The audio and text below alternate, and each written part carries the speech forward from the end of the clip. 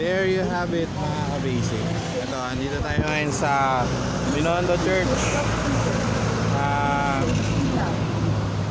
Pauwi na tayo.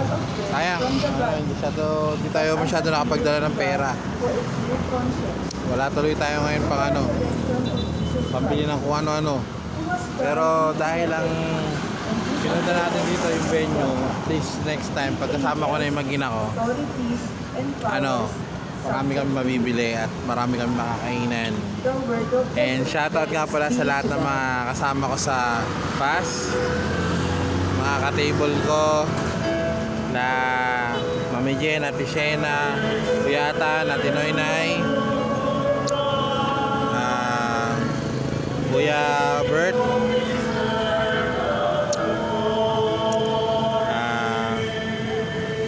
Kuya Sherwin, tapos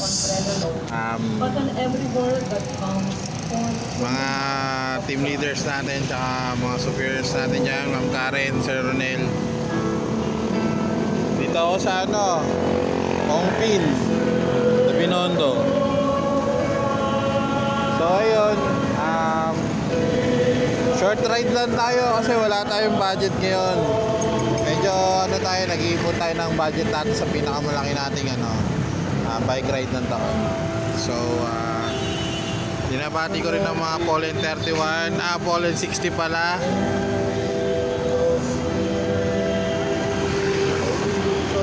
At saka mga ka-bikers natin dyan. Dinabati ko, mag-in ako sa bahay. Pauwi na ako. Wait lang. Saglit lang naman ito. Wala pa 2 hours. O paano?